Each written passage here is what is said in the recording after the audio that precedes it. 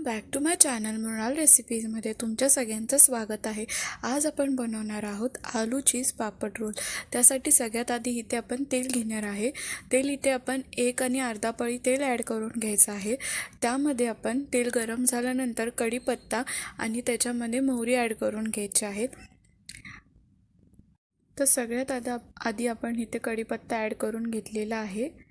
कढीपत्ता भाजून द्यायचा आहे। त्यामध्येच आपण आता ॲड करून घेणार आहोत मस्टर्ड सीड्स। मोहरी आणि कढीपत्ता थोडं तेलामध्ये फ्राय झाल्यानंतर आपण त्याच्यामध्ये आपली जी पेस्ट आहे, आपण जी बनवलेली होती पेस्ट, अद्रक लसूण आणि हिरव्या मिरचीची पेस्ट आहे, ती आपण तेलामध्ये भाजून घ्यायची आहे। ती चांगली भाजून झाल्यानंतर आपण त्याच्यामध्ये थोडीफार हळद ॲड करून घेणार आहोत। तर इथे आपली जी पेस्ट आहे ती आपण ॲड करून घेतलेली आहे।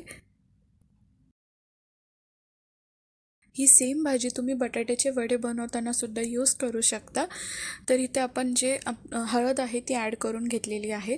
त्यानंतर मी इथे 3 बटाटे बॉईल करून घेतलेले, तर मी इथे हाताने स्मॅश करून टाकलेलं।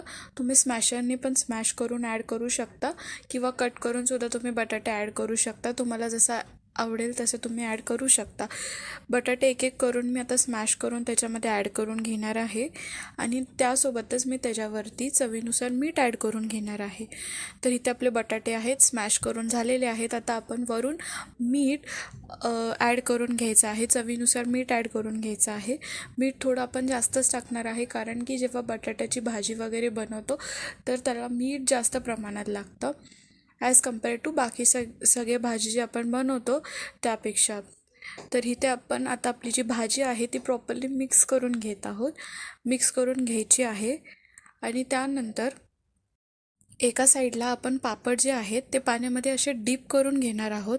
डीप करून झाल्यानंतर आपण त्याला साईडला काढून घ्यायचे आहेत आणि डीप करून झाल्यानंतर आपण पापड जे आहेत त्याच्यावरतीच आपण भाजी स्प्रेड करून घ्यायची आहे चांगल्यापणे। आणि इथे मी चीज यूज केलेला आहे ह्याच्यावरती टाकायला। इथे मी अमूल चीज यूज केलेला आहे।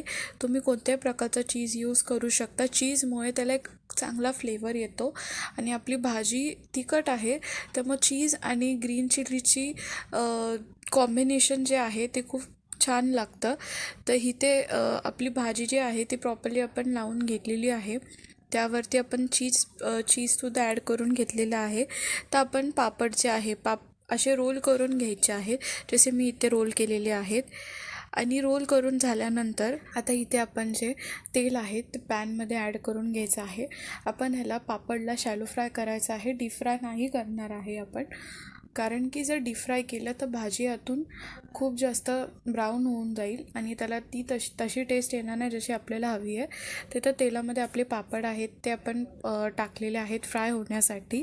तर लास्ट रेसिपी मी माझ्या चॅनलवरती मंचाव सूपची ॲड केलेली, जर बघितली नसेल तर जाऊन चेक करा, मी खाली डिस्क्रिप्शनमध्ये लिंक देईन। या रेसिपीसाठी लागणारे सर्व इन्ग्रेडियंट्स आणि माझं इंस्टाग्राम ID सुद्धा मी खाली मेन्शन केलेले आहे। आता आपण आपले पापडचे सर्व साईड्स आहेत ना ते प्रॉपरली फ्राय करून घ्यायचे आहेत। सगळ्या साईडून आपण त्याला प्रॉपरली इक्वली फ्राय करायचं आहे, जेणेकरून ते कुठल्याही साईडने कच्चे राहणार नाहीत। आणि पापड थोडेसे फ्राय केल्यानंतर सुद्धा ते जेव्हा आपण रोल्स आपण खातो तेव्हा पण ते नॉर्मली सॉफ्टच लागतात। तर इथे जे आपले आलू चीज पापड रोल आहेत ते प्रॉपरली बनवून झालेले आहेत। तुम्हाला सगळ्यांना रेसिपी कशी वाटली हे मला कमेंट करून सांगा। अँड नेक्स्ट रेसिपी तुम्हाला सगळ्यांना कोणती बघायला आवडेल ते सुद्धा कमेंट करून सांगा। Thank you so much for watching.